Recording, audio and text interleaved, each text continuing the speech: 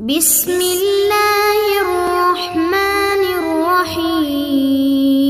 جب انسانوں کے ضمیر سو جاتے ہیں تو اللہ تعالی زمین کو ہلا دیتا ہے۔ دنیا نصیب سے ملتی ہے اور آخرت محنت سے۔ بڑی منزلوں کے مسافر چھوٹا دل نہیں رکھتے۔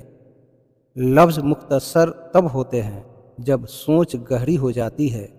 وہ تمام لوگ جو مطمئن ہوتے ہیں ان کے دل کے اندر اللہ ہوتا ہے۔ گناہ ایک تاریکی ہے اور اس کا چراغ توبہ ہے۔ درخت جتنا اونچا ہوگا اس کا سایہ اتنا ہی چھوٹا ہوگا، اس لیے اونچا بننے کی بجائے بڑا بننے کی کوشش کریں۔ اے انسان، تجھے کس بات پر گھمنڈ ہے؟ غرور، عقر اور شہرت پر ناز ہے؟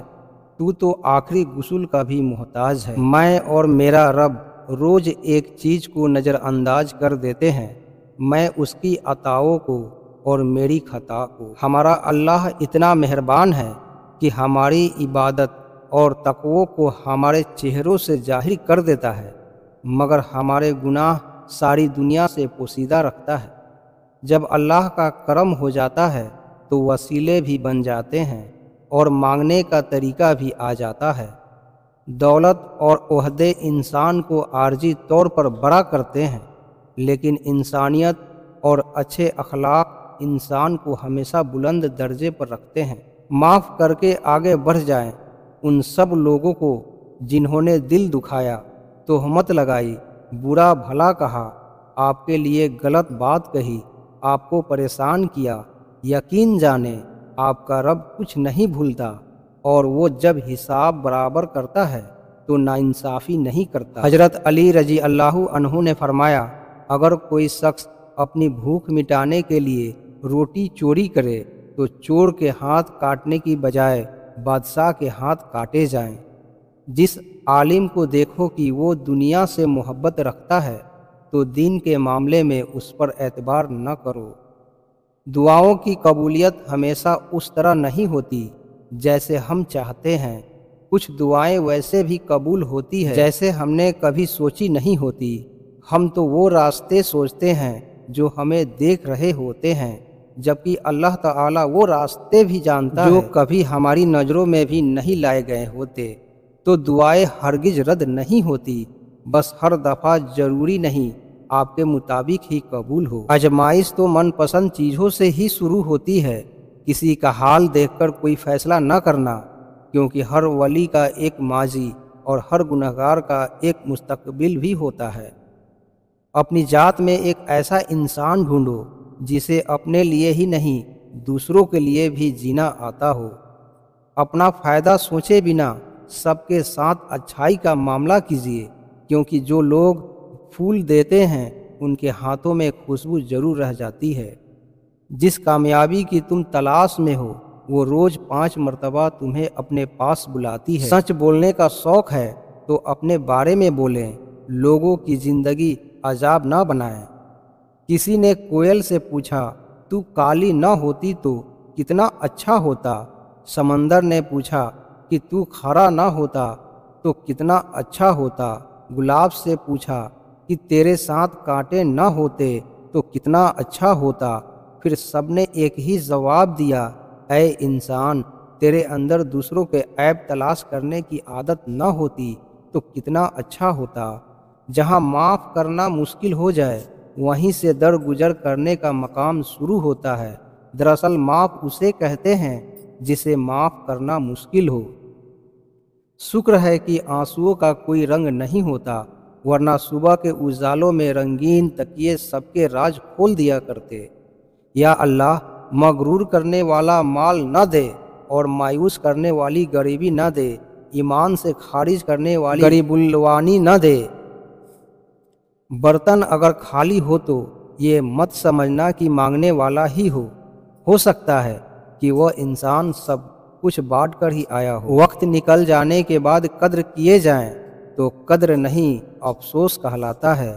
ہر کسی کے لیے دعا کیا کرو، کیا پتہ کسی کی قسمت تمہاری دعا کا انتظار کر رہی ہو۔ سوچ من کی ہو تو ہر موقع پر مشکل نظر آتی ہے، اور سوچ مثبت ہو تو ہر مشکل میں حل نظر آتا ہے۔ ہم اکثر ان لوگوں کو ڈھونڈتے ہیں جن سے ہم محبت کرتے ہیں اور ان لوگوں سے بے خبر رہتے ہیں جو ہم سے محبت کرتے ہیں۔ کبھی منا لیا کبھی مان گئے۔ زندگی میں یہی بات ہے جو رشتوں کو جوڑے رکھتی ہے۔ جد اور انا اچھی نہیں ہوتی، یہ رشتوں سے چاہت ختم کر دیتی ہے۔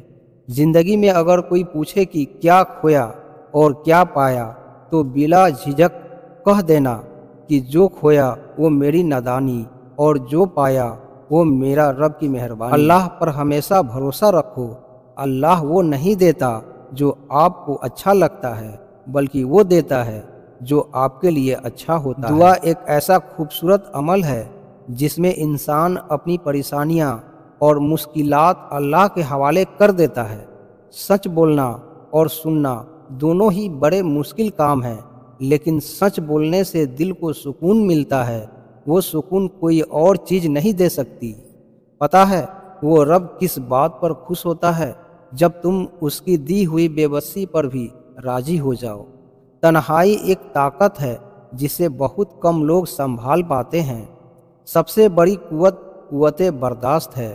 مرتبہ چاہتے ہو تو خدمت کرو اور عزت چاہتے ہو تو خاموش رہو۔ وہی لوگ اپنی تمکین کو برداشت کرتے ہیں جو حقیقت میں اپنی بہتری کے خواہش مند ہوتے ہیں۔ اپنی نفس پر حکومت کریں ورنہ یہ آپ پر حکومت کرے گی۔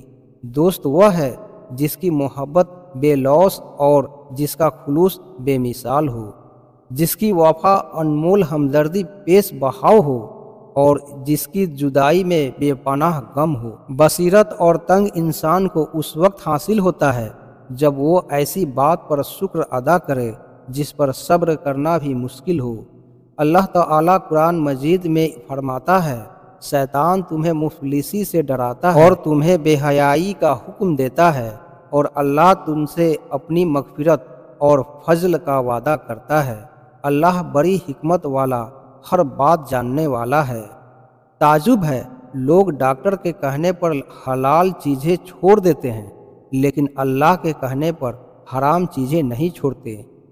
ہو سکتا ہے دنیا میں منافقت بازی لگ جائے مگر آخر سچے لوگوں کی کامیابی کا دن ہے۔ منزل انسان کے حوصلے آزماتی ہے، جھوٹے پردے آنکھوں سے ہٹاتی ہے۔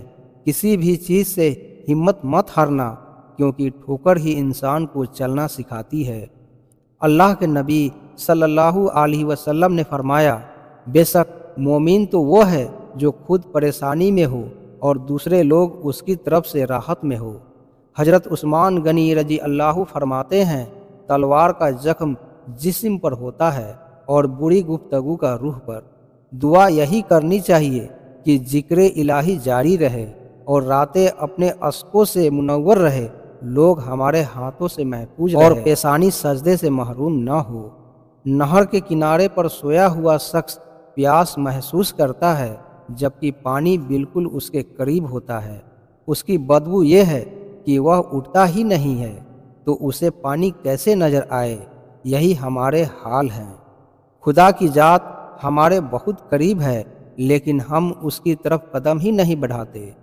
مولانا رومی فرماتے ہیں، جب میں اپنے خدا کے ساتھ ہوتا ہوں تو ہر چیز عبادت کرتی دکھائی دیتی ہے۔ یا رب، رکھ فقیر فقط اپنی ذات کا، دنیا کے خداؤں کا تجھے خوب پتہ ہے۔ امام غزالی رحمۃ اللہ علیہ فرماتے ہیں، اللہ تعالیٰ نے اپنی رضامندی کو اپنی اطاعت میں چھپا رکھا ہے، لہٰذا کسی عبادت کو کتنی ہی چھوٹی کیوں نہ ہو حقیر نہ سمجھو۔